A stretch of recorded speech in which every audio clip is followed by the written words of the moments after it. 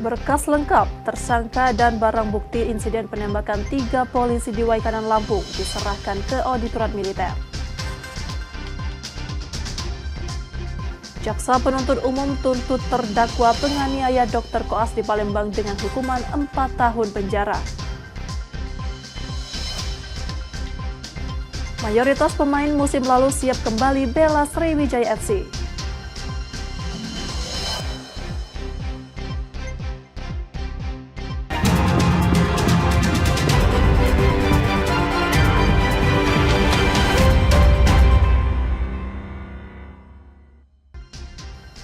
Selamat pagi saudara, apa kabar Anda hari ini? Seperti biasa, kami akan membuka hari Anda dengan sejumlah laporan menarik dari Sumatera Selatan dan daerah lain di Sumatera bagian selatan. Selain berita utama tadi, masih ada informasi-informasi menarik lainnya yang akan kami sampaikan. Bersama saya, Rizka Silviana. Inilah Kompas Sumbaksel selengkapnya. Di Kompas TV, independen, terpercaya.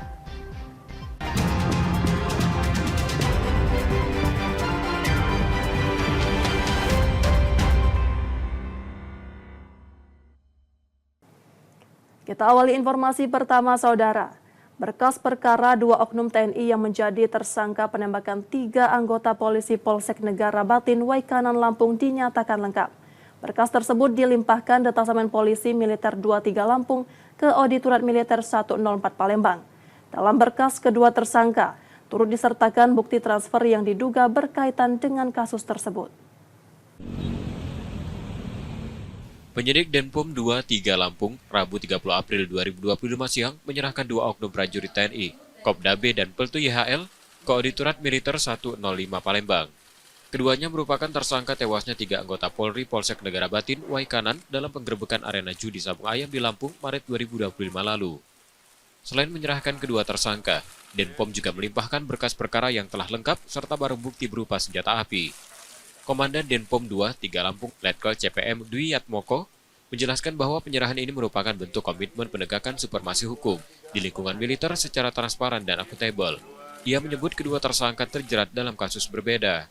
Kopda B dijerat pasal berlapis, mulai dari pembunuhan, kepemilikan senjata api ilegal, hingga perjudian, dengan ancaman hukuman maksimal hukuman mati. Sementara Peltu YHL dikenakan pasal perjudian. Dalam berkas perkara juga ditemukan bukti transfer yang diduga terkait aliran dana judi sabung ayam. Namun pihak Denpom belum mengungkap secara rinci jumlah nominal maupun pihak yang terlibat dalam transaksi tersebut. Untuk saksi yang sudah kami periksa itu 28 saksi dan 3 saksi ahli. Itu yang sudah kami periksa. Kemudian untuk perihal yang viral, kami hanya menemukan bukti transfer. Ya, kami hanya menemukan bukti transfer. Nanti akan diungkap di persidangan.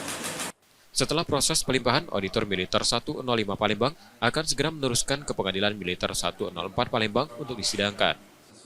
Untuk sidang perdana, ini kan kami sedang melakukan pengolahan dulu, kemudian penelitian,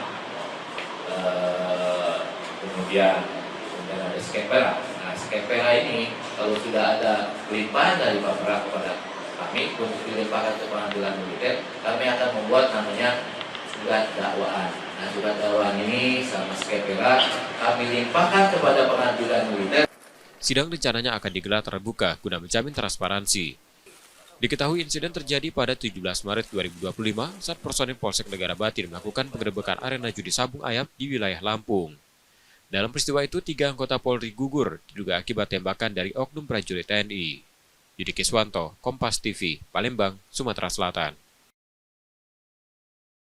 Saudara, terdakwa penganiayaan terhadap seorang dokter koas di Palembang pada Desember 2024 lalu. Matanya berkaca-kaca saat mendengar tuntutan 4 tahun penjara dari jaksa. Ia menyatakan akan mengajukan pembelaan atas tuntutan tersebut.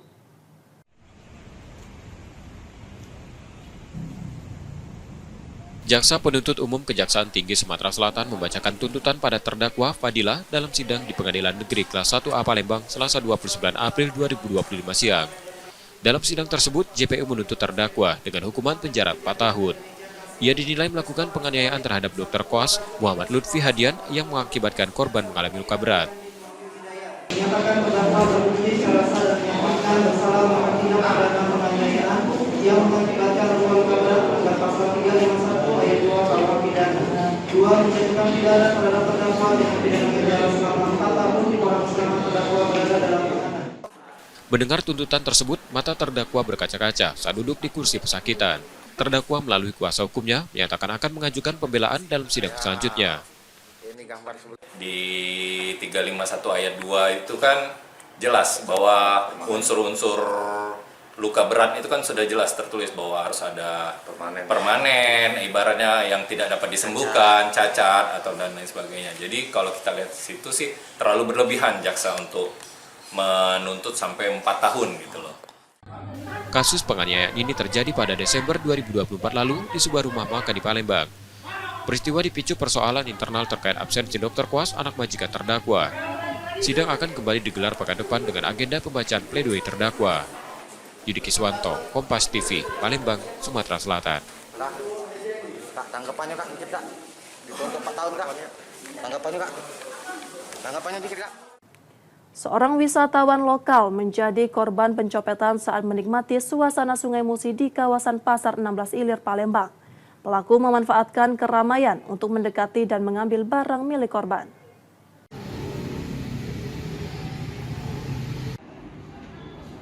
Ariel Andika Pratama, warga kota Prabu Muli yang tengah berwisata ke Palembang, mengalami hal tak menyenangkan.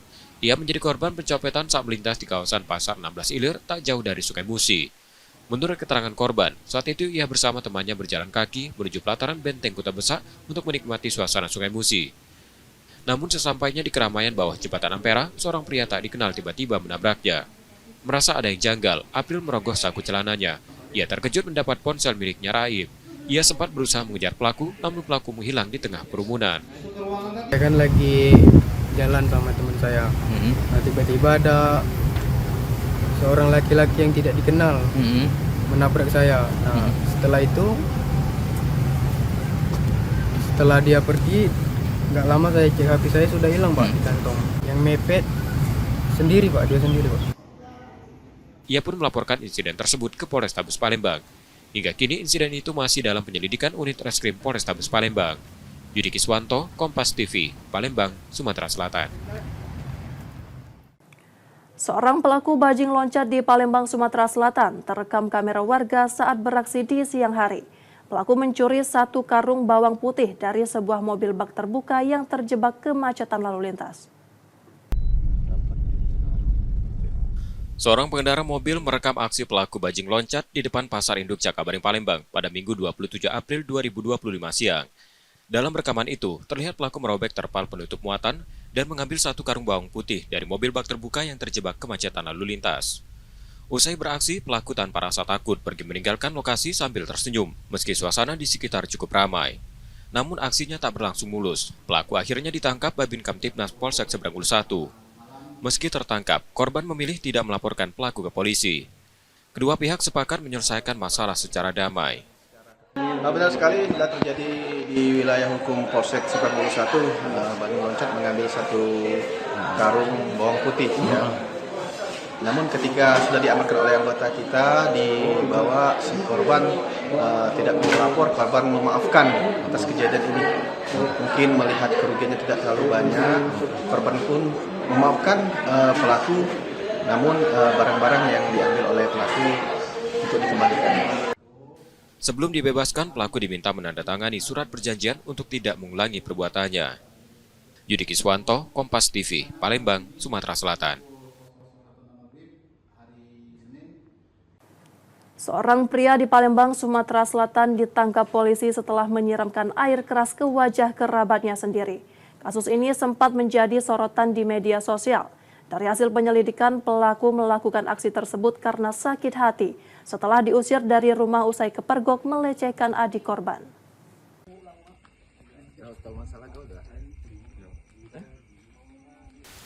Unit 4 Subdit 3 Jatan Ras di Treskrimum Polda Sumsel menangkap Verika, pelaku penyiraman air keras terhadap Bagus Sajiwo yang merupakan kerabatnya. Penangkapan dilakukan di kawasan Siring Agung, Kecamatan Ilir Barat 1 Palembang, tak lama setelah kejadian yang terjadi pada 21 April 2025. Dari hasil penyelidikan, motif pelaku diketahui karena sakit hati. Ia kesal setelah diusir dari rumah keluarga korban lantaran kepergok hendak memasuki kamar adik korban dan melakukan pelecehan. Sebelum kejadian, pelaku sempat mengajak korban bertemu. Pertemuan itu berujung keributan hingga pelaku menyiramkan air keras yang telah disiapkannya terlebih dahulu. Akibatnya, korban mengalami luka bakar serius di wajah, leher, dan dada. Motif sudah kita dalami, sudah kita lakukan pemeriksaan. Memang si pelaku ini memiliki dendam pribadi kepada korban, yang mana memang pelaku pernah tinggal di rumah korban ini. Dia saudara angkat lah diangkat oleh orang tua korban, tetapi pernah dipergoki si pelaku ini memasuki kamar adiknya korban ini perempuan jam 3 pagi. Dicurigailah si pelaku ini akan melakukan yang tidak oleh kepada adiknya korban, sehingga terjadi cekcok sehingga si pelaku ini diusir dari rumah tersebut. Sehingga si pelaku minta ketemu sama korban, bertemu, cekcok lagi, dan si pelaku sudah menyiapkan di dalam tas, dia bawa tas selempang, di situ ada botol berisi air keras, suka parah, langsung dia siramkan kepada korban dan lari. Ferika yang belakangan diketahui merupakan residivis kasus narkoba sempat berusaha mengelak saat diperiksa. Ini baik, gila baik Pak masuk kamar itu. Ngapain? Duduk, cuma duduk. Jam berapa itu? Tidak mau, sudah malam, sudah subuh. Gitu. Nah terus kita penyiramannya ngapa? Balas sempat aku di sini. Iya, kita marah Ya dulu mulai. Bukan kejadian kakak nyiram ini, pasalnya apa? Sudah gocol dulu Pak. Iya, pasalnya apa? Pasar gara-gara nanyok kipas angin. Permasalahannya kipas angin rusak, nanyok baik-baik, marah. Bukan karena kamu diusir dari rumah? Ya. Siapa? Hari kejadian kamu bawa cukup parah ya? Nah itu dapat dari mana cukup parah? Oh itu lalamu minta. Lalamu? Ada sebulan? Lebih. Sengaja disiapkan memang? Memang itu sudah untuk dibawanya. Namun kini ia telah ditetapkan sebagai tersangka dan ditahan di Polda Sumsel untuk menjalani proses hukum lebih lanjut. Reski Oktora, Muklas Diferensial, Kompas TV, Palembang, Sumatera Selatan. Saudara, setelah jeda kami masih akan kembali dengan informasi dan sorotan menarik lainnya. Tetaplah di Kompas Sumbaksel.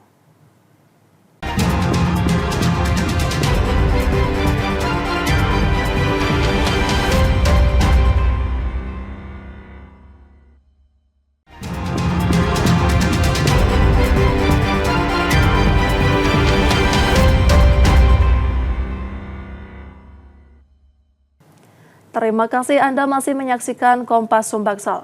Saatnya kita akan melihat sorotan dari daerah di Sumatera bagian selatan. Berikut laporan dari Bengkulu, Jambi, dan Lampung.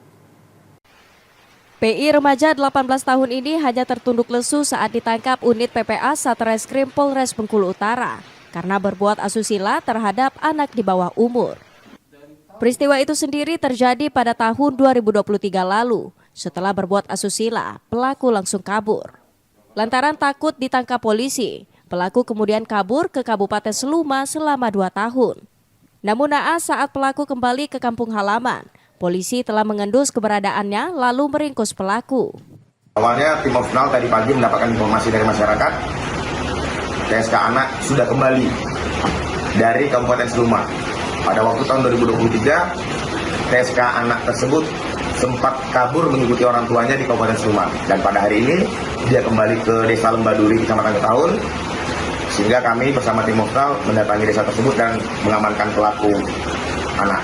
Saat ini, pelaku sudah diamankan di Polres Bengkulu Utara untuk didalami dan dilakukan penyidikan lebih lanjut. Akibat perbuatannya, pelaku kini terancam pidana kurungan penjara di atas 5 tahun. Bayazir Al-Rehan, Kompas TV Bengkulu. Berbeda dari tahun-tahun sebelumnya, festival tahunan Bengkulu yakni Tabut akan dipusatkan di kawasan Sport Center Pantai Panjang. Lapangan Merdeka yang menjadi tempat gelaran Tabut setiap tahunnya dinilai sudah tak layak untuk dijadikan lokasi festival Tabut. Gubernur Bengkulu Helmi Hasan mengatakan, Pemprov Bengkulu menyiapkan anggaran 1,3 miliar rupiah untuk gelaran festival Tabut tahun ini. Agar lebih dikenal dan menarik, Festival Tabut akan diisi sejumlah event menarik, diantaranya Karnaval Batik Besure hingga perlombaan telong-telong dan ikan-ikan khas Bengkulu. Pemprov juga menggratiskan sewa kios dan stand bazar bagi pelaku UMKM, serta menyediakan makanan gratis bagi para pengunjung yang datang ke area Festival Tabut. Kegiatannya bukan hanya sekedar kegiatan yang sudah-sudah itu tetap berlaku, dan ada juga nanti karnaval batik. Jadi kita buat juga di situ ada batik Besure yang terangkat lagi. Bagaimana kemudian semangat orang untuk menggunakan batik dan acara-acara yang lain.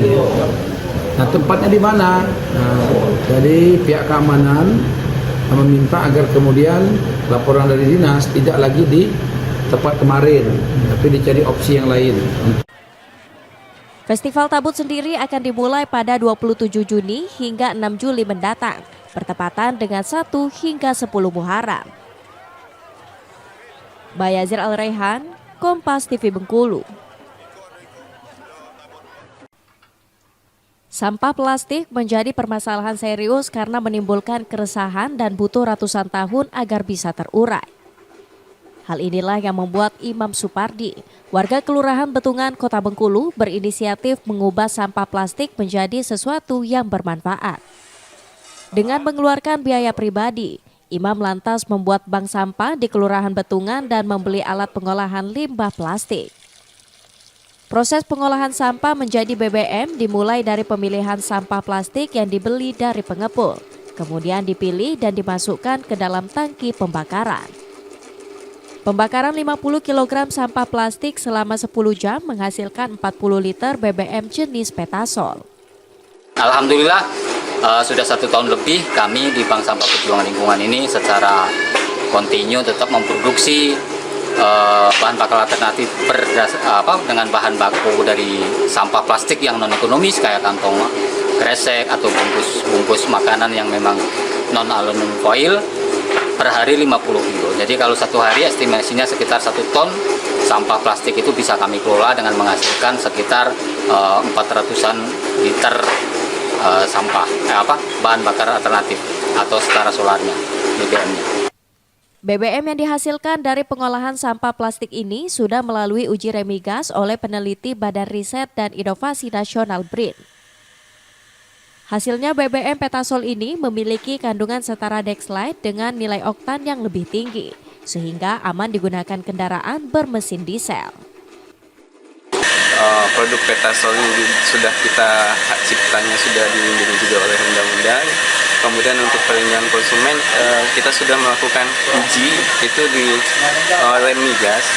Jadi sudah diakui ujinya itu dan berdasarkan pengujian dari Remigas ini sudah setara dengan Dexlite. Jadi nilai oktannya itu sudah lebih tinggi daripada Dexlite. Jadi sudah memenuhi standar sebagai bahan bakar. BBM jenis Petasol ini kini biasa digunakan untuk bahan bakar di sejumlah pabrik pengolahan tahu dan digunakan terbatas untuk mesin diesel. Bayazir Al-Raihan, Kompas TV Bengkulu. Masyarakat RT 8 Desa Sekernan, Kecamatan Sekernan, Kabupaten Muaro Jambi melakukan perbaikan jalan rusak. Warga memasang gorong-gorong di lokasi jalan yang mengalami kerusakan parah secara bergotong royong. Perbaikan jalan dilakukan warga lantaran jalan poros kabupaten tersebut tidak pernah diperbaiki pemerintah. Pemasangan gorong-gorong oleh warga ini murni swadaya masyarakat tanpa adanya bantuan anggaran dari pemerintah. Jalan yang mengalami kerusakan merupakan akses utama masyarakat di Desa Sekernan. Kerusakan jalan telah terjadi selama bertahun-tahun. Kepala Desa Sekernan Alam Syah mengatakan ia bersama warganya berinisiatif melakukan perbaikan jalan secara swadaya, lantaran jalan ini menjadi akses utama perekonomian dan pendidikan masyarakat setempat. Jalan yang mengalami kerusakan juga merupakan akses menuju lokasi pondok pesantren dan fasilitas gedung olahraga. Kondisi rusaknya jalan membuat aktivitas masyarakat dan anak sekolah menjadi terganggu. RT 8, gabunglah dengan RT 9 dulu kan. Kami gotong royong memperbaiki jalan poros jalan kabupaten. Ya, selama ini rusak, hujan, bolongannya pecah. Kami Pak RT dengan warga berkumpul berinisiatif kami tidak nunggu bantuan dari pemerintah, kami keluyuran warga yang lalu lalang di jalan ini untuk memberikan bantuan, baik itu tenaga, materi. Nah, jadi kami beli kolongan, beli tanah, dan kami sama-sama berkeliling di hari. Harapannya kepada pemerintah ke depan, karena ini kan sifatnya sementara kan, malah perbuatan manual kan. Lokasi perbaikan akses jalan secara swadaya ini tidak jauh dari pusat pemerintah Kabupaten Muaro Jambi. Untuk menuju lokasi hanya memakan waktu selama 25 menit jika ditempuh menggunakan sepeda motor. Warga berharap pemerintah daerah segera melakukan perbaikan agar jalan layak dan nyaman untuk dilintasi. Tim Liputan Kompas TV Jambi.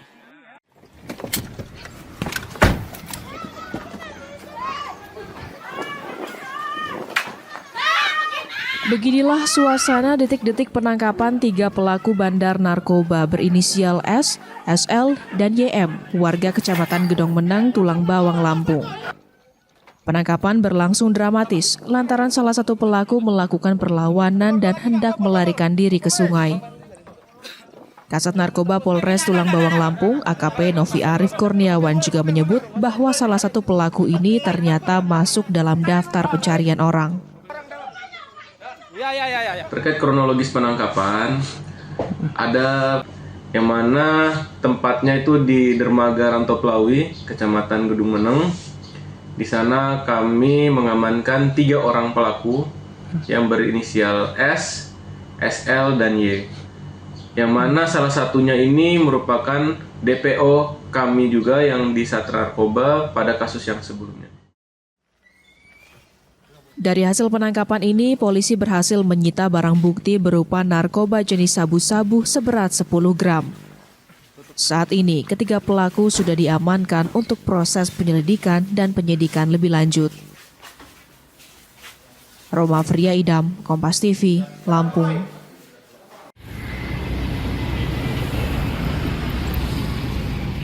Beginilah kreativitas sejumlah pemuda yang sedang melukis di dinding tepi jalan pusat kota Tugu Adipura, Bandar Lampung, Lampung. Mereka yang tergabung dalam komunitas Nusantara AD Project untuk Indonesia ini sengaja memilih ruang terbuka untuk berkreasi membuat seni mural bernuansakan ornamen khas Lampung yang juga memiliki pesan damai melalui kerukunan antar umat beragama. Andre, pengurus komunitas ini mengatakan bahwa seni mural ini juga dilakukan sebagai melawan aksi vandalisme yang marak terjadi di ruang terbuka dan merusak keindahan pusat kota. Kepengen kami adalah bisa juga ke tempat-tempat lain, ke kampung atau segala kita mau ngebagusin kampung. Dan inilah titik pertama kami dimulai dari tengah-tengah kota Bandar Lampung, ini ada di Bundaran Gajah kan. Dan memang tempat ini ya penuh dengan vandalisme, nggak enak lah gitu. Dan ini kan pas juga nih di dekat lampu merah, jadi ketika orang nunggu lampu merah bisa ngelihat ada yang dipandang lah, dan warna-warnanya juga cerah-cerah. Kami ngangkat juga ini ornamen-ornamen khas Lampung juga lah. Seni mural di ruang terbuka ini disambut baik masyarakat yang menilai dapat mempercantik kota karena lukisan bagus dengan dipadukan beragam warna cerah. Bagusnya seperti apa Ibu bagusnya? Ada lukisannya, misalnya gambarnya gitu kan bisa. Kan ornamen Lampung gitu Ibu ya. Kalau menurut kita bagus Ibu ya. Karena dia. Untuk pendanaan seni mural ini didapat secara swadaya. Namun komunitas Nusantara AD Project untuk Indonesia membuka diri jika ada masyarakat yang ingin membantu menyumbang dana atau bahan seperti cat dan lainnya. Roma Fria Idam, Kompas TV, Lampung. Saudara, demikian tadi sorotan dari Bengkulu, Jambi, dan Lampung. Setelah jeda, kami masih akan kembali dengan informasi dan sorotan menarik lainnya. Tetaplah di Kompas Sumbaksol.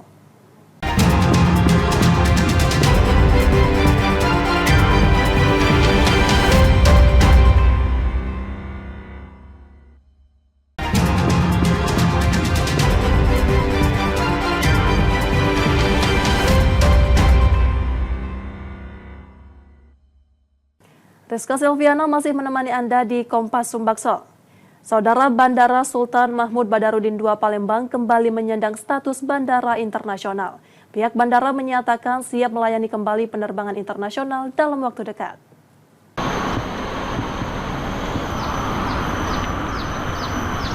Pasca ditetapkan kembali sebagai bandara internasional, Bandara Sultan Mahmud Badarudin II Palembang berbenah. Koordinasi dengan seluruh komunitas bandara telah dilakukan dan berbagai fasilitas disiapkan untuk mendukung layanan penerbangan internasional. Sebelumnya, Bandara SMB 2 sempat menyandang status bandara internasional. Namun sejak 2 April 2024, status itu berubah menjadi domestik karena tidak adanya penerbangan luar negeri secara reguler.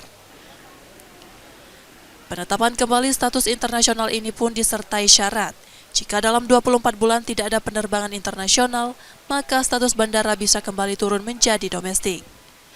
Dalam waktu dekat, Bandara SMB 2 dijadwalkan melayani penerbangan haji tahun 2025 sebagai salah satu penerbangan internasional perdana setelah statusnya dipulihkan. Sesuai dengan KM 26 disebutkan bahwa selama 24 bulan apabila tidak ada aktivitas penerbangan internasional maka akan dikembalikan menjadi bandara udara domestik. Dan ini menjadi tantangan kembali buat stakeholder yang berkepentingan tentunya, dan maskapai juga akan menghitung kembali potensi-potensi yang ada di Bandara Udara SMB 2 Palembang khususnya untuk wilayah Sumatera Selatan. Untuk persiapan haji alhamdulillah sudah 100%. Kita kemarin melalui PPIH Embarkasi Sumatera Selatan melakukan beberapa kegiatan. Dan terakhir hari ini kami melakukan rapat koordinasi teknis terkait dengan persiapan flow keberangkatan embarkasi haji dari mulai asrama haji, layanan calon jamaah haji di airport, kemudian flow bagasi, flow cabin, flow lansia, kemudian semuanya sudah kita koordinasikan dengan semua panitia haji. Selain Bandara SMB 2, dua bandara lain di Indonesia juga mendapatkan status internasional, yakni Bandara HAS Hanan Judin di Belitung dan Bandara Ahmad Yani di Semarang. Muhammad Reza Pahlevi, Kompas TV, Palembang, Sumatera Selatan.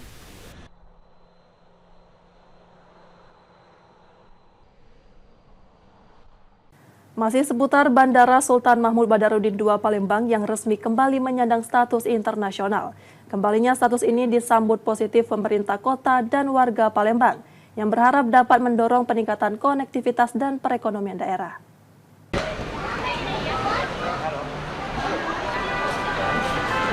Bandara Sultan Mahmud Badarudin II Palembang sempat turun kasta menjadi bandara domestik. Kini statusnya kembali menjadi bandara internasional sejak 25 April 2025.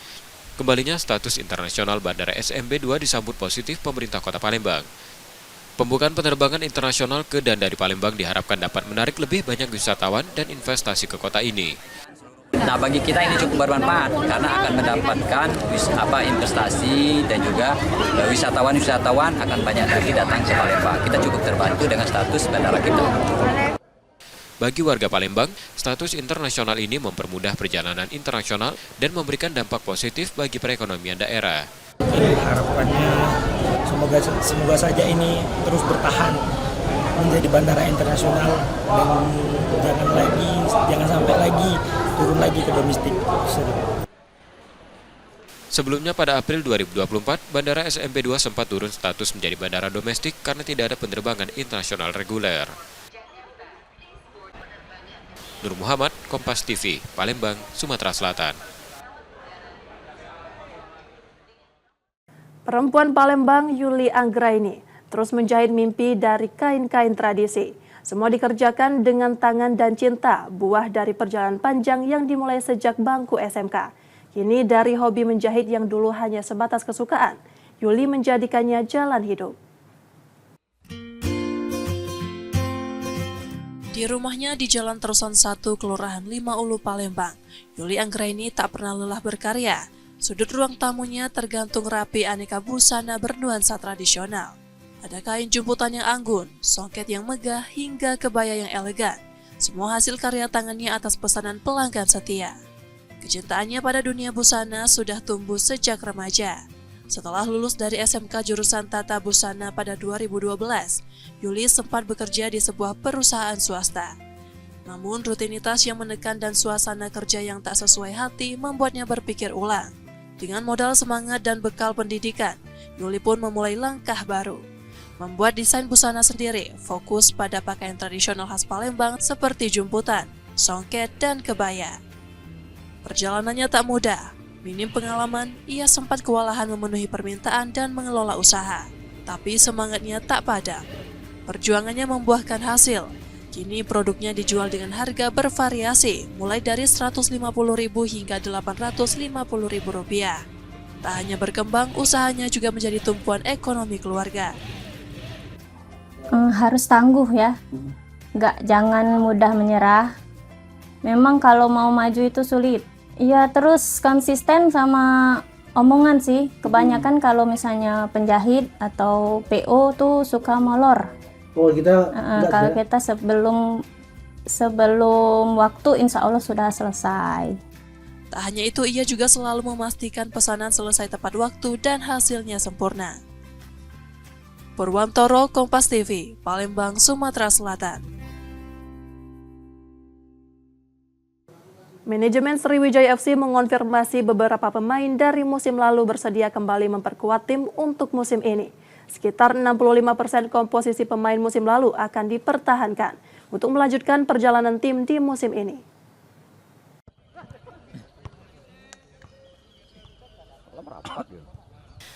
Menyambut kompetisi Liga 2 musim 2025-2026, manajemen Sriwijaya FC mengonfirmasi telah melakukan pembicaraan dengan beberapa pemain dari skuad Laskar Wongkito musim lalu.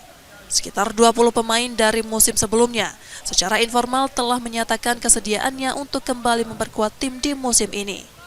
Manajemen SFC juga mengungkapkan mereka akan mempertahankan 60% komposisi pemain dari musim lalu. Untuk pemain yang dipastikan bertahan, ada lebih dari 8 orang yang akan tetap menjadi bagian tim. Ya, tentunya saat ini sudah sekitar 20 orang secara informal, 20 pemain secara informal sudah setuju untuk bermain dengan Sriwijaya FC di musim depan. Pemain yang dipertahankan mungkin sudah lebih dari 75% ya seharusnya ya. Ada lebih dari 8 pemain yang bertahan. Selain itu, manajemen Sriwijaya FC juga dilaporkan telah menjalin komunikasi dengan pelatih baru untuk musim ini. Nur Muhammad, Kompas TV, Palembang, Sumatera Selatan. Saudara kami jeda sejenak, setelah itu kami masih akan kembali. Tetaplah di Kompas Sumbaksol.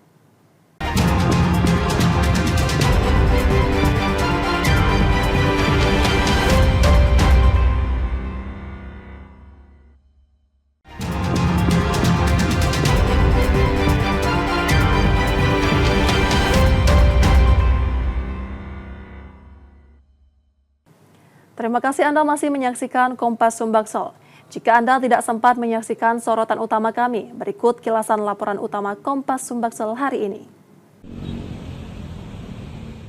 Penyidik Denpom 23 Lampung, Rabu 30 April 2025 siang, menyerahkan 2 oknum prajurit TNI, Kopda B dan Peltu YHL, ke Auditorat Militer 105 Palembang.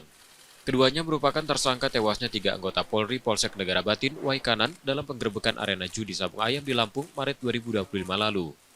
Selain menyerahkan kedua tersangka, Denpom juga melimpahkan berkas perkara yang telah lengkap serta barang bukti berupa senjata api. Komandan Denpom 23 Lampung, Letkol CPM Dwi Yatmoko, menjelaskan bahwa penyerahan ini merupakan bentuk komitmen penegakan supremasi hukum di lingkungan militer secara transparan dan akuntabel. Ia menyebut kedua tersangka terjerat dalam kasus berbeda. Kopda B dijerat pasal berlapis, mulai dari pembunuhan, kepemilikan senjata api ilegal, hingga perjudian, dengan ancaman hukuman maksimal hukuman mati. Sementara Peltu YHL dikenakan pasal perjudian. Dalam berkas perkara juga ditemukan bukti transfer yang diduga terkait aliran dana judi sabung ayam. Namun pihak Denpom belum mengungkap secara rinci jumlah nominal maupun pihak yang terlibat dalam transaksi tersebut. Untuk saksi yang sudah kami periksa itu 28 saksi dan 3 saksi ahli yang sudah kami periksa. Kemudian untuk perihal yang viral, kami hanya menemukan bukti transfer. Ya, kami hanya menemukan bukti transfer. Nanti akan diungkap di persidangan. Setelah proses pelimpahan, Auditor Militer 105 Palembang akan segera meneruskan ke Pengadilan Militer 104 Palembang untuk disidangkan. Untuk sidang perdana, ini kan kami sedang melakukan pengolahan dulu, kemudian penelitian, kemudian ada skepera. Nah, skepera ini kalau sudah ada limpahan dari Bapera kepada kami untuk dilimpahkan ke Pengadilan Militer, kami akan membuat namanya surat dakwaan. Nah, surat dakwaan ini sama skepera kami limpahkan kepada Pengadilan Militer. Sidang rencananya akan digelar terbuka guna menjamin transparansi. Diketahui insiden terjadi pada 17 Maret 2025 saat personil Polsek Negara Batin melakukan penggerebekan arena judi sabung ayam di wilayah Lampung. Dalam peristiwa itu, 3 anggota Polri gugur diduga akibat tembakan dari oknum prajurit TNI. Yudi Kiswanto, Kompas TV, Palembang, Sumatera Selatan.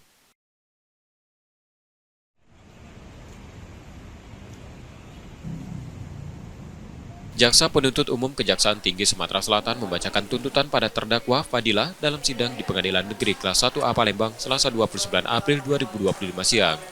Dalam sidang tersebut, JPU menuntut terdakwa dengan hukuman penjara 4 tahun. Ia dinilai melakukan penganiayaan terhadap dokter koas Muhammad Lutfi Hadian yang mengakibatkan korban mengalami luka berat. Menyatakan terdakwa terbukti secara sah dan menyatakan bersalah melakukan tindak pidana penganiayaan yang mengakibatkan luka berat terhadap pasal 351 ayat 2 KUH pidana. 2. Menjatuhkan pidana terhadap terdakwa dengan pidana penjara selama 4 tahun di bawah selama terdakwa berada dalam tahanan. Mendengar tuntutan tersebut, mata terdakwa berkaca-kaca saat duduk di kursi pesakitan. Terdakwa melalui kuasa hukumnya menyatakan akan mengajukan pembelaan dalam sidang selanjutnya. Di 351 ayat 2 itu kan jelas bahwa unsur-unsur luka berat itu kan sudah jelas tertulis bahwa harus ada permanen, ibaratnya yang tidak dapat disembuhkan, cacat atau dan lain sebagainya. Jadi kalau kita lihat di situ sih terlalu berlebihan jaksa untuk menuntut sampai 4 tahun gitu loh. Kasus penganiayaan ini terjadi pada Desember 2024 lalu di sebuah rumah makan di Palembang.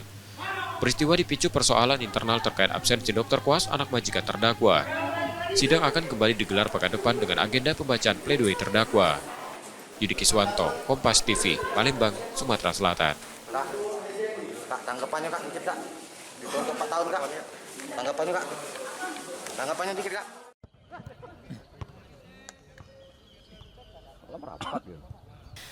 Menyambut kompetisi Liga 2 musim 2025-2026, manajemen Sriwijaya FC mengonfirmasi telah melakukan pembicaraan dengan beberapa pemain dari skuad Laskar Wongkito musim lalu.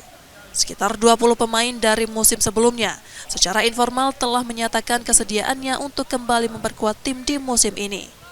Manajemen SFC juga mengungkapkan mereka akan mempertahankan 60% komposisi pemain dari musim lalu. Untuk pemain yang dipastikan bertahan, ada lebih dari 8 orang yang akan tetap menjadi bagian tim. Ya, tentunya saat ini sudah sekitar 20 orang secara informal, 20 pemain secara informal sudah setuju untuk bermain dengan Sriwijaya FC di musim depan. Pemain yang dipertahankan mungkin sudah lebih dari 75% ya seharusnya ya. Ada lebih dari 8 pemain yang bertahan. Selain itu, manajemen Sriwijaya FC juga dilaporkan telah menjalin komunikasi dengan pelatih baru untuk musim ini. Nur Muhammad, Kompas TV, Palembang, Sumatera Selatan.